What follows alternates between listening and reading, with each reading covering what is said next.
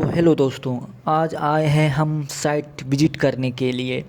आप देख रहे हैं टीएम से कंक्रीट को पंप में डाला जा रहा है।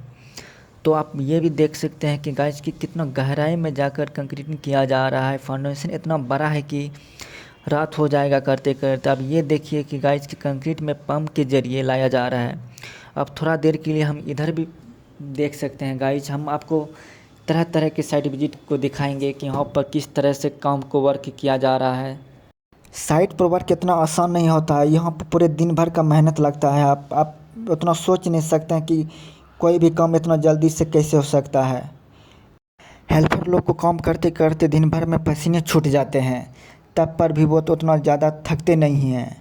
मेरा तो ऐसा काम ही देख कर पसीने छूटने लगते हैं कि कैसे मैं कर पाऊँगा।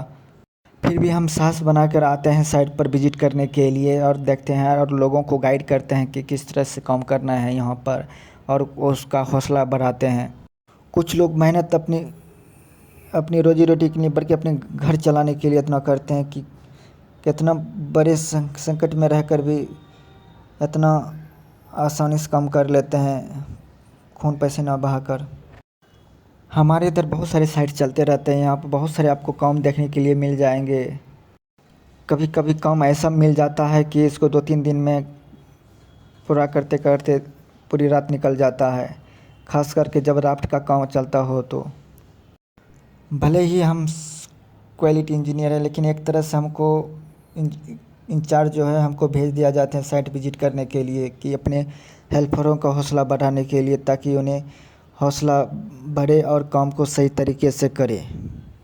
कुछ हेल्पर जो है काम करते करते थक जाते हैं, तो मैं उन लोगों का हौसला बढ़ाता हूँ कि भाई काम करो, साथ में मैं भी उनको कुछ मदद कर देता हूँ। अगर वो सबको कुछ नाश्ता पानी की ज़रूरत हो तो मैं उससे करवा देता हूँ।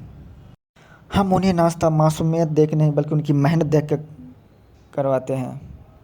देखने वाले लोगों को बस यही लगता होगा कि काम कितना आसान है। जब साइट पर एक्चुअल में जब काम करवाया जाता है तब उन्हें पता लगता है कि भाई काम कैसा होता है। बाहर में जाके कितना कठिन परिश्रम करना पड़ता है, फिर भी लोग मजाक उड़ाते रहते हैं एक दूसरे का। अभी तक में आप लोगों को पता चल गया होगा कि काम कैसा है। आप सब अभी तक में देख लिए होंगे वीडियो को।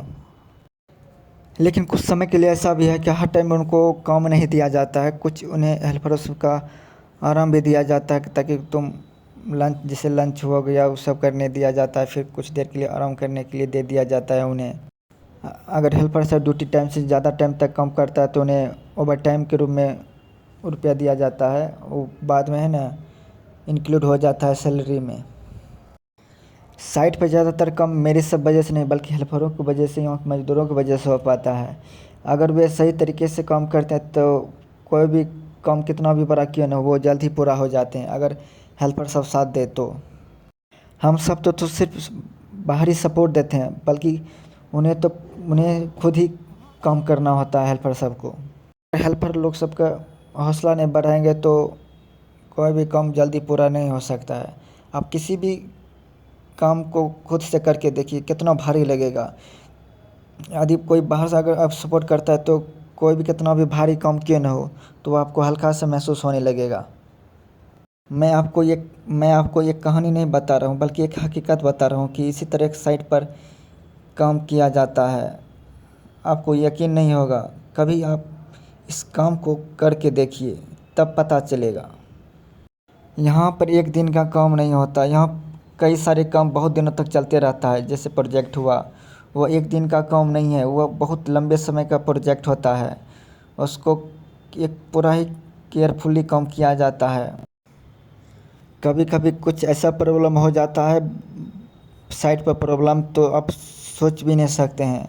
लेकिन जब इतना परेशानी होने के बाद भी उसे सॉल्व किया जाता है, क्योंकि मेरे सभी ऊपर बहुत सारा प्रेशर रहता है, इंचार्ज सबका, मैनेजर सबका, कि किसी भी हर हाल में काम को पूरा करना होता है। तब पूरी मेहनत और शिद्दत से हम उस काम को पूरा करते हैं और हर हाल में काम पूरा करके उस कंपनी को देते हैं। आप ऐसा सोचिए नहीं बल्कि उस काम को करके देखिए, फिर पता चलेगा आपको। तब तक के लिए धन्यवाद। फिर मिलेंगे आपको अगले ब्लॉग में, तब तक के लिए धन्यवाद।